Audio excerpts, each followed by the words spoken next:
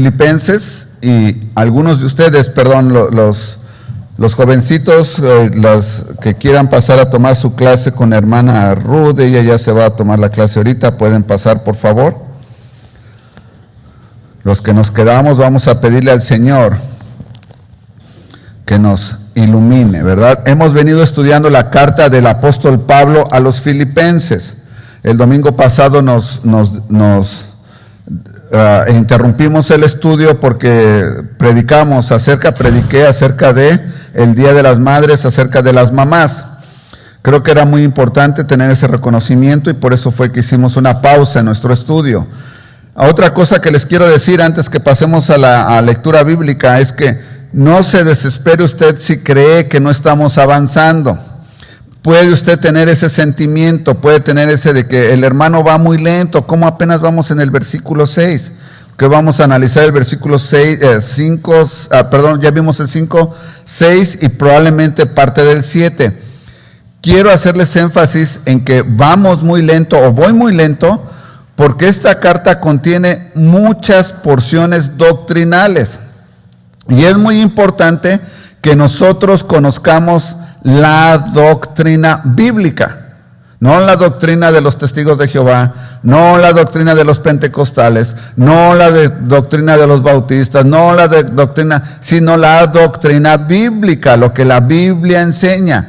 Entonces, si nosotros queremos entender, tenemos que analizar lo que el apóstol Pablo nos estaba diciendo, les estaba diciendo a los filipenses, que también nos viene diciendo a nosotros.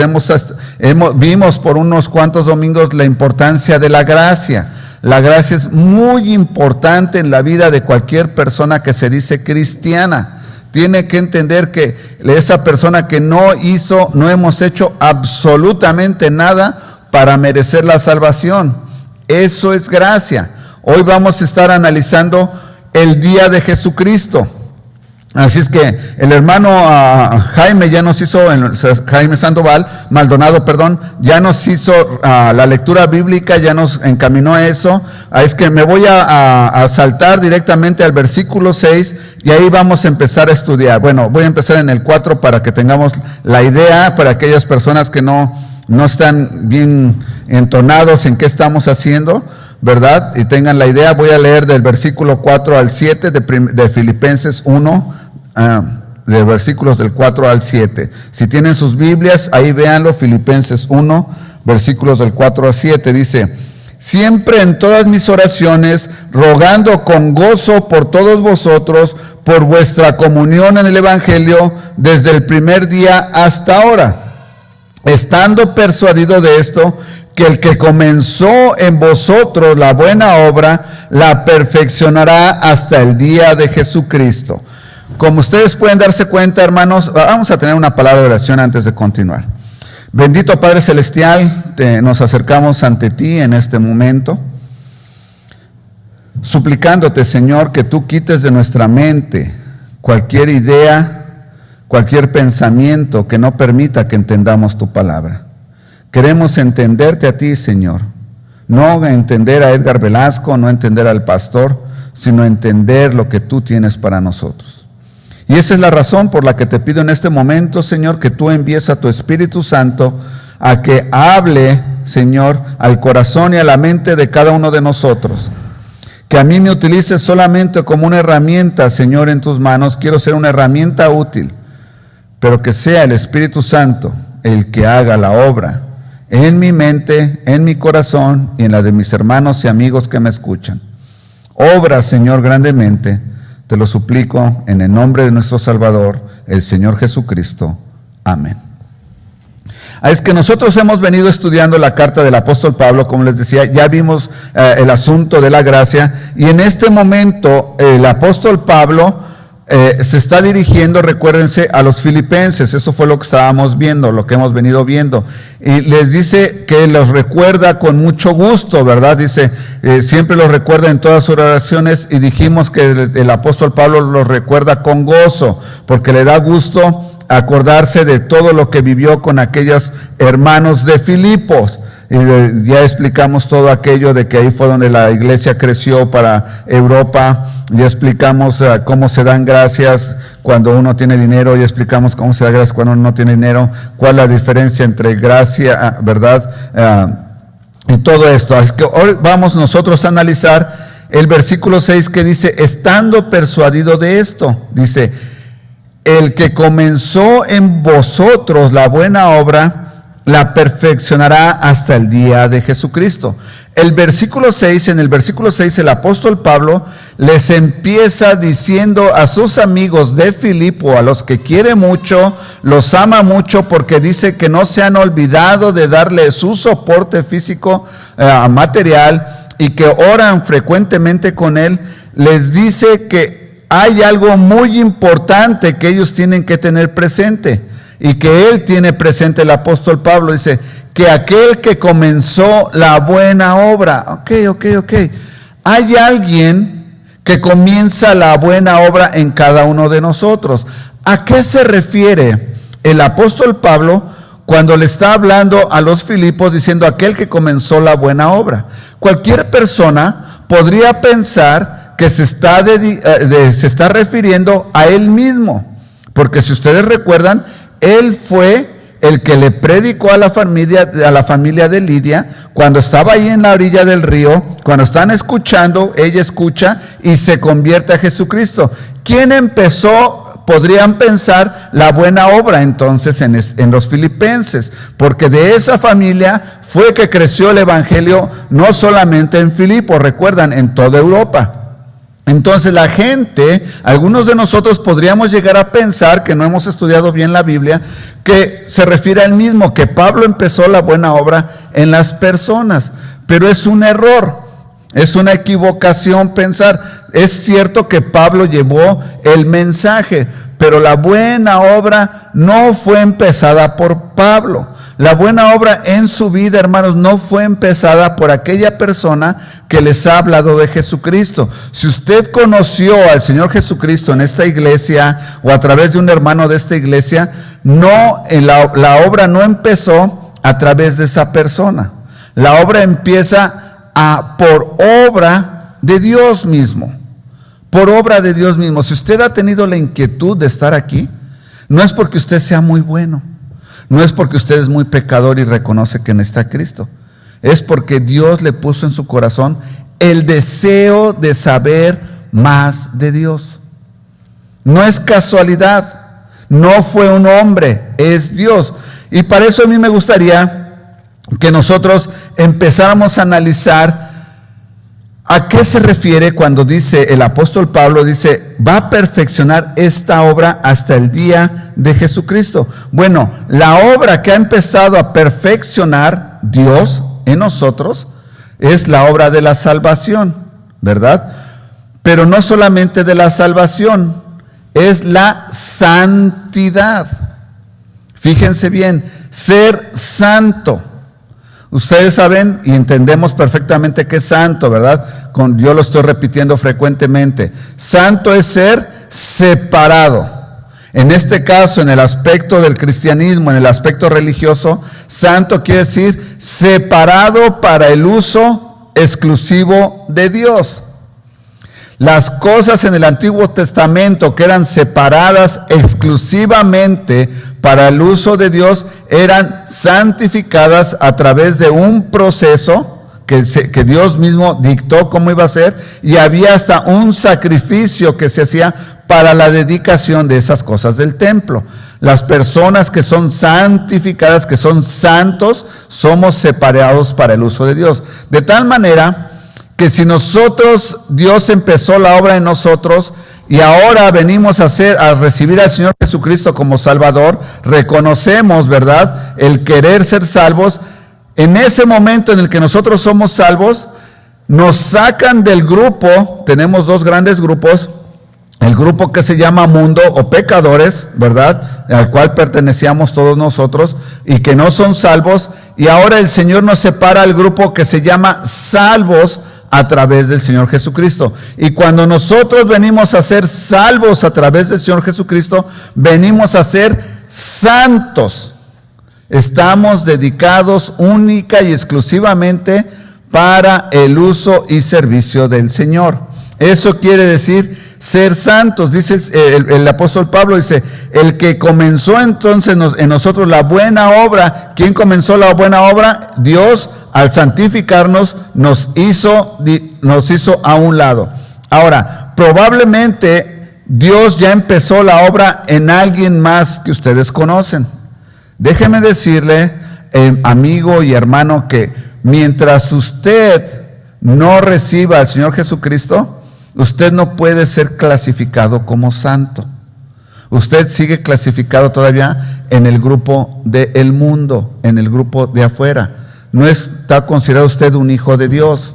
No lo digo yo, lo dice la Biblia. Yo no soy quien escoge quién sea hijo de Dios y quién no. Es la Biblia, es Dios. Así es que, si usted está en ese proceso, ¿cómo sabe usted que está usted en ese proceso? Porque Dios le pone en usted la intención de querer saber usted acerca de Dios. Pero recuerden lo que yo les dije hace 15 días. Hace 15 días les dije que Dios pone en nosotros ciertos sentimientos, ciertos quereres a través del Espíritu Santo trabajando en nosotros. Depende de nosotros el aceptarlo o no. Recuerdan que les hablé de que hay mucho ruido y en algunas ocasiones aprendemos a ignorar a Dios o al Espíritu Santo. Él es el que está empezando la buena obra. Pero dice, aquellos que ya aceptaron a Jesucristo como Salvador, empezaron esta obra en el cristianismo, empezaron esta nueva vida. Y dice el Señor, el apóstol Pablo en su carta de Filipenses, que la va a perfeccionar. Yo no sé cuántos de ustedes han hecho algún proyecto de cualquier tipo. Puede ser un proyecto de tipo de arte como el que hizo la hermana Nathalie aquí. Puede ser un proyecto tal vez de mecánica. Puede ser un proyecto en casa, a lo mejor de arreglar una pared, ¿verdad? Cualquier proyecto que ustedes quieran. Yo conozco una persona que es muy buena y tiene unas ideas pero buenísimas para hacer diseños electrónicos. Y una vez me está diciendo, mira, estoy diseñando un circuito que va a capturar esta señal y luego la va a transferir a este software y el software la va a convertir y después se va a usar. Era una idea perfecta. Nuestro trabajo nos iba a servir muy bien para sacar adelante fallas y poder probar los equipos. Y empezó y diseñó, lo tenía ya en papel y todo, ordenó todas las partes, le trajeron todas las partes y empezó a armar el circuito y apenas llegaba a una parte del circuito y eso fue hace 5 años.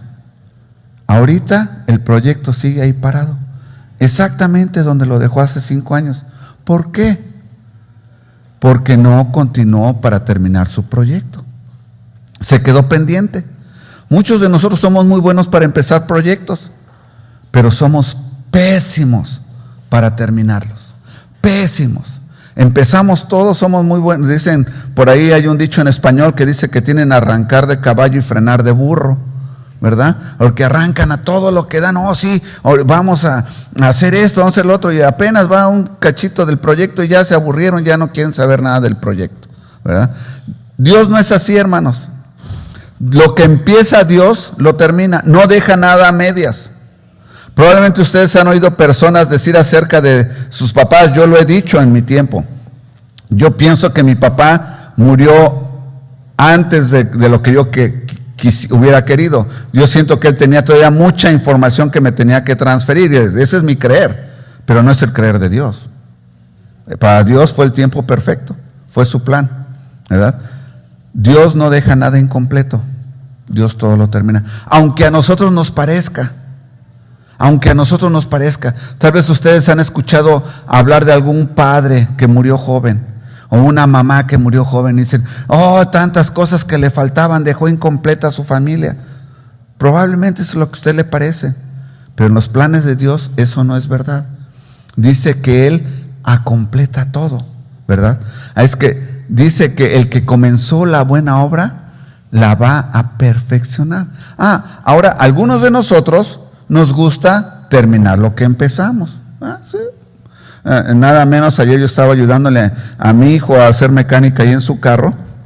Y teníamos grandes planes, ¿verdad? Que íbamos a hacerle esto, que íbamos a hacer lo otro. Y acabamos haciendo una sola cosa de lo que teníamos planeado hacerle. Pero lo terminamos, el carro se volvió a armar y todo y caminó. Terminamos el proyecto. Pero ahora, ¿qué le falta a ese proyecto? Perfeccionarlo para que quede completo. Perfeccionarlo. Ok, le hicimos esto y esto, pero nos faltó esto y esto otro, porque eso estaba dentro del plan. Lo terminamos, el carro funciona, pero podría funcionar mejor. ¿Se dan cuenta? Dios les dice el apóstol Pablo a sus amigos de Filipenses, dice a los filipenses de Filipo, les dice: Dios no te va a dejar a medias, te va a completar.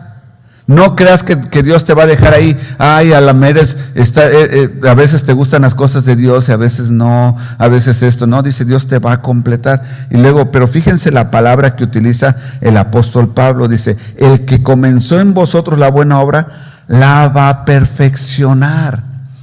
Quiere decir que lo que ya hizo está bien, pero ahora lo va a perfeccionar, lo va a hacer perfecto. ¿Qué quiere decir perfecto, hermanos? Sin defecto. No tiene defecto. Eso quiere decir perfecto. Es que si ustedes creen que encontraron a la esposa perfecta o al esposo perfecto o al novio perfecto, déjenme decirles, hermanos, no les quiero romper su corazoncito, pero están equivocados. Porque todos los humanos tenemos defectos. Todos tenemos defectos. Todos somos pecadores. Tal vez encontramos a la persona que mejor se acopla a mí, la que el Señor me puso. Eso sí es muy cierto. Pero perfecto, pues no, ¿verdad? Y entiendo que son modalidades que tenemos de hablar. No hablamos en sentido estricto de la palabra, son modalidades. Así es que dice el apóstol Pablo que Dios, el que comenzó la buena obra, porque Él es el que comenzó la buena obra, la va a perfeccionar. Pero fíjense bien, nosotros tenemos la tendencia a creer que Dios lo va a hacer así. Señor, soy un fumador, me arrepiento de mis pecados, vine a ti, quiero que inmediatamente tú me quites el deseo de fumar y de maldecir y de todo lo que yo andaba. Queremos que sea así. Y dice el Señor: yo te voy a ir perfeccionando. Lo que ya hice ya estuvo bien. Ya te salvé, ahora te voy a ir perfeccionando. Va a tomar un periodo de tiempo. Ahora, lean bien su versículo. ¿Cuánto tiempo va a tardar? Dice: lo perfeccionará hasta el día de Jesucristo. Es un periodo muy largo, hermanos. ¿Cuándo es el día de Jesucristo? ¿Cuántos de ustedes saben quién es el día de Jesucristo? El día de Jesucristo realmente es hasta la segunda venida de Cristo. La mayoría de nosotros muy probablemente nos vamos a ir al cielo antes de que el Señor Jesucristo venga. ¿Por qué tengo esa certeza? Recuerdan que hace 15 días, me parece que fue, les dije que quede bien anotado. Hermanos, usted no ponga atención a aquellos que vengan a decirle que si el Apocalipsis dice que si Norcorea va a ser ahorita los que van a dominar, que si van a ser estos, que si van a ser los otros. La gente, estamos viviendo y ya viene el anticristo y la gente anda toda loca. No ponga atención en eso. ¿Se acuerdan por qué les dije? Porque nosotros, los cristianos, no vamos a estar para vivir eso. No vamos a estar en esta tierra. Vamos a ser tomados en el arrebato, de acuerdo a la carta de Tesalonicenses. No vamos a estar aquí, vamos a ser arrebatados, vamos a estar en el cielo. Nosotros no vamos a tener que preocuparnos por eso. Pero el periodo de nuestro perfeccionamiento va a ser entonces hasta que yo parta de esta tierra. El Señor va a estar trabajando conmigo. Hermano, amigo, que usted me ve, hermano en Cristo más bien. Si usted siente que usted no ha avanzado en su vida en Cristo, déjeme decirle que hay un gran problema en su vida cristiana. Si usted siente que usted es la misma persona que cuando vino a Cristo hace 1 año, 6 meses, 10 años, 15 años, 20 años, cuando usted vino a Cristo, entregó su vida. Y usted, por ejemplo, no ha podido dejar de ver pornografía. Usted no ha podido dejar de robar. Usted no ha podido dejar de chismear de sus comadres o compadres. Si usted no ha dejado de hacer las cosas que hacía antes de venir a Cristo, una de ellas por lo menos, déjeme decirle que hay una gran probabilidad de que usted probablemente realmente no aceptó a Cristo como su Salvador. Hay la gran probabilidad de que usted sigue siendo una persona que no es hija de Dios. Porque cuando Cristo viene a tu vida, lo que tú menos quieres es seguir en el pecado. Y cuando tú identificas tus pecados, los empiezas a eliminar poco a poco. No por tu propio poder, por el poder del Señor Jesucristo. Pero si tú no has podido dejar todas esas cosas, aunque sea una, cada vez hay una posibilidad de que haya algo muy grave en tu vida cristiana. Probablemente ni siquiera eres hijo de Dios. Si tú amabas el dinero más que a cualquier otra cosa y lo sigues amando más que a cualquier otra cosa, hay una cosa muy seria en tu vida. Tienes que analizarlo y hablar con Cristo, hablar con Dios acerca de esto, ¿verdad? Porque tiene que haber un cambio. Bueno, porque tiene que irse perfeccionando. Ahora dice, nos va a ir perfeccionando, dijimos, en este tiempo, en este lapso de tiempo, hasta el día del Señor Jesucristo. ¿Cuál es el día del Señor Jesucristo? Y esta es una de las pocas veces en las que nosotros vamos a entrar directamente a lo que es Apocalipsis, ¿verdad? Directamente a algo de lo que el Apocalipsis nos habla. Vamos a ver algunas citas, porque el día del Señor Jesucristo se menciona de diferente manera en el Antiguo Testamento y en el Nuevo Testamento. Si tienen sus Biblias o quieren anotarlo o más tarde lo quieren volver a ver en el video que el pastor Steve luego pone en internet, lo pueden ver o anótenlo simplemente. Pueden ver Isaías 13 versículos del 6 al 9. Isaías 13 del 6 al 9 nos habla de lo que vendría siendo ese día del Señor Jesucristo en el Antiguo Testamento. Lo que va a hacer es aullad porque cerca está el día de Jehová. ¿Se dan cuenta? Nosotros sabemos que Dios Padre, Dios Hijo y Dios Espíritu Santo son ¿qué? Una sola persona. Cuando al Señor Jesucristo le preguntaron, ¿dónde está tu Padre en el cielo? Dice, tú lo has visto, estás hablando con Él. Él es Dios Padre y también Él es Dios Espíritu Santo. Son tres personas en una, lo que nosotros conocemos como la Divina Trinidad. Así se explica a grandes rasgos. Dice, aullad porque cerca está el día de Jehová, vendrá como asolamiento del Todopoderoso. Por tanto, toda mano se debilitará y desfallecerá todo corazón de hombre, y se llenarán de terror, angustias y dolores, y se apoderarán de ellos, tendrán dolores como mujer de parto, se asombrarán cada cual al mirar a su compañero, sus rostros de llamas. He aquí, el día de Jehová viene, escuchen hermanos, terrible y de indignación y ardor de ira, para convertir la tierra en soledad y raer de ella a sus pecadores, por lo cual las estrellas de los cielos y sus luceros no darán su luz, y el sol se oscurecerá al nacer y la luna no dará su resplandor. Ese va a ser el día del Señor Jesucristo. ¿Cuándo va a ser entonces ese día? La segunda venida, cuando el Señor viene a terminar con la maldad por completo en la tierra, que es en el Apocalipsis, y termina con todo y va a ser todo nueva. ¿Por qué dice que va a haber terror? Porque aquellos que se quedaron, recuerden que los que se queden, que no se van en el arrebato y que no recibieron al Señor Jesucristo, van a sufrir todo al anticristo, van a vivir en pecado constantemente, y entonces el Señor va a terminar con ellos completamente, los va a deshacer, va a desolar la tierra y después la va a hacer nueva. Ese es el día de Jesucristo.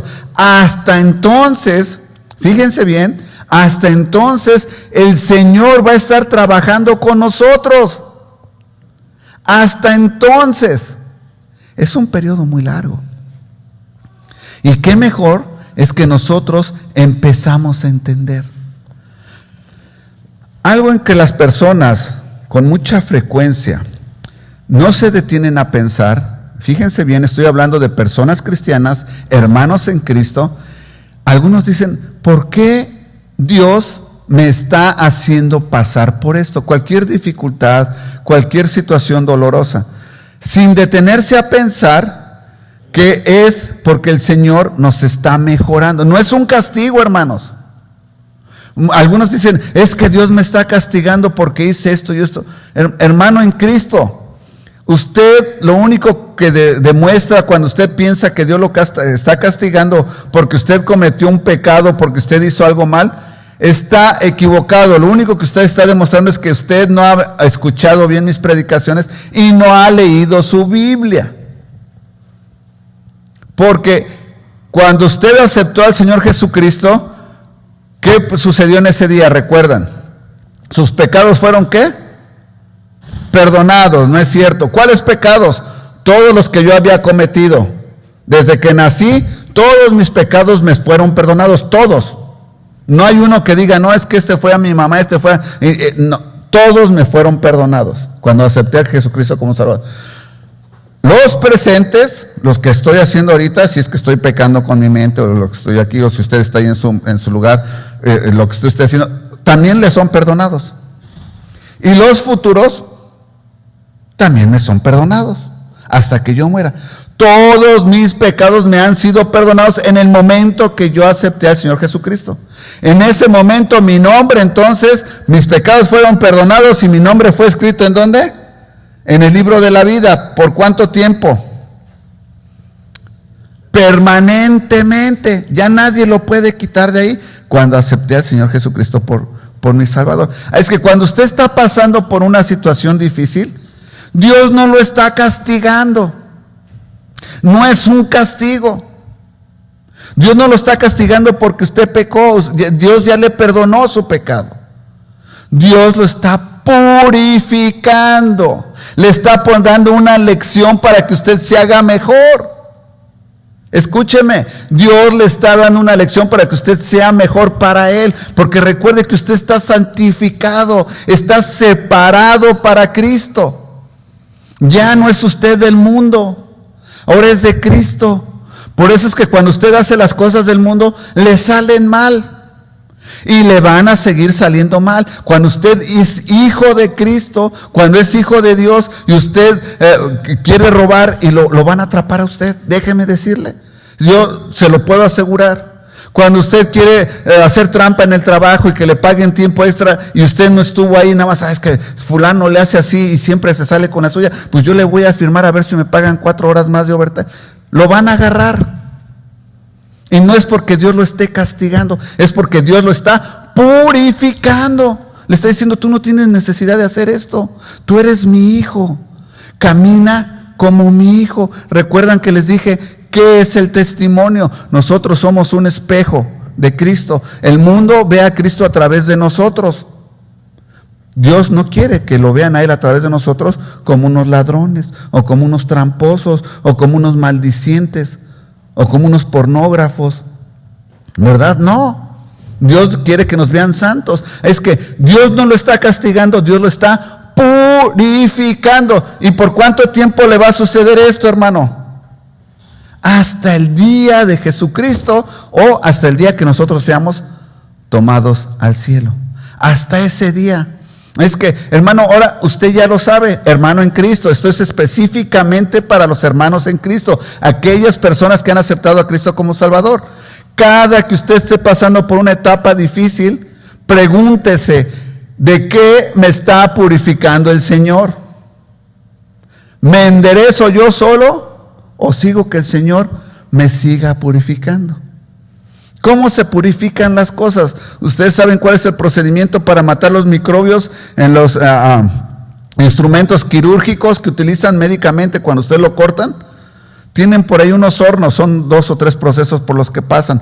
Primero es uno químico que utilizan, ya sea cloro o alguna cosa por ahí, un producto químico para quitarle la mayoría de los insectos, bacterias, perdón.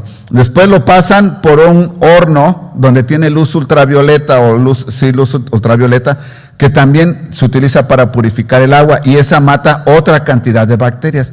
Y por último lo pasan en un horno que le eleva la temperatura a no sé cuántos cientos de grados centígrados. Es una temperatura altísima a la que casi se derritan algunos elementos para que se mueran todas las bacterias. Cuando Dios te está purificando, te va a pasar muy probablemente, y tú no entiendes, si tú no entiendes, te va a pasar por un proceso, después por otro, y te va a llegar el momento en que probablemente te van a poner donde el calor te va a dar muy duro.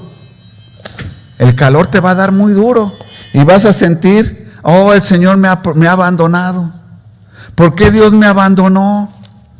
¿Por qué Dios me ha dejado? No, no te ha dejado. Dios no deja las cosas incompletas, dice Pablo. Te va a purificar hasta el día de Jesucristo. Depende de ti cuánto tiempo quieres estar en el horno. ¿Me escuchaste, amigo? Depende de ti cuánto tiempo quieres estar en el horno.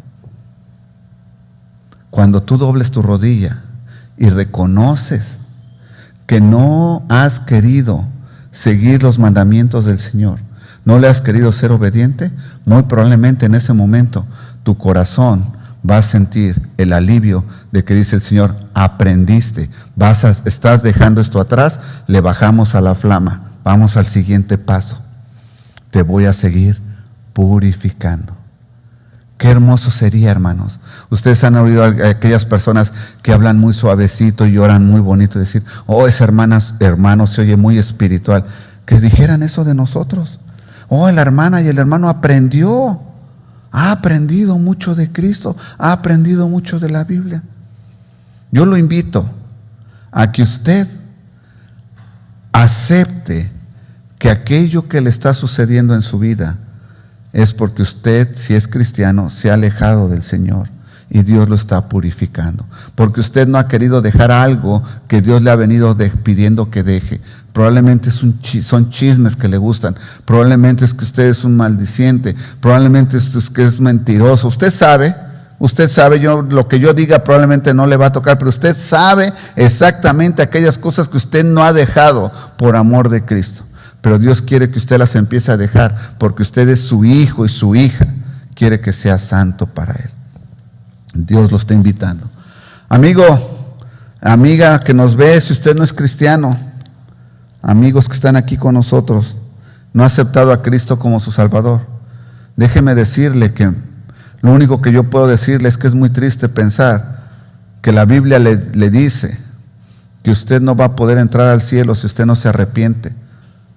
Si usted no acepta al Señor Jesucristo como su Salvador, no importa de qué religión sea usted, no importa si usted da dinero para las caridades, si usted le da dinero a los pobres, si usted va a ayudar a algún lugar, no importa. La Biblia dice que solamente hay un camino, solo uno, y es a través del Señor Jesucristo para entrar al cielo. Si usted no ha hecho esto, yo lo invito a que usted el día de hoy acepte al Señor Jesucristo como Salvador. Si usted quiere, usted me puede contactar a algunos de los hermanos de aquí de la iglesia, al hermano Eliseo, al hermano Jaime, al pastor, y nosotros con mucho gusto le vamos a enseñar cómo a través de la palabra de Dios usted puede ser salvo. Vamos a tener una última palabra de oración, después tendremos un canto. Señor, en algunas ocasiones nuestro orgullo humano no nos permite aceptar que hemos estado viviendo fuera de tus normas, Señor. Y no queremos ser purificados. Queremos vivir como el mundo, pero ser salvos como cristianos. Y cuando nos pones con la flama un poquito alta, Señor, no nos gusta. Nos duele mucho, Señor, pero tampoco estamos dispuestos a ceder. Te suplico, Padre, que tú envíes a tu Espíritu Santo a que haga la obra en nuestra mente y en nuestro corazón para que decidamos, Padre, obedecerte y dejemos aquello que no trae honra y gloria a tu nombre. Te amo, Señor, y te agradezco todas estas cosas en el bendito nombre de Cristo Jesús, Señor nuestro. Amén. Les voy a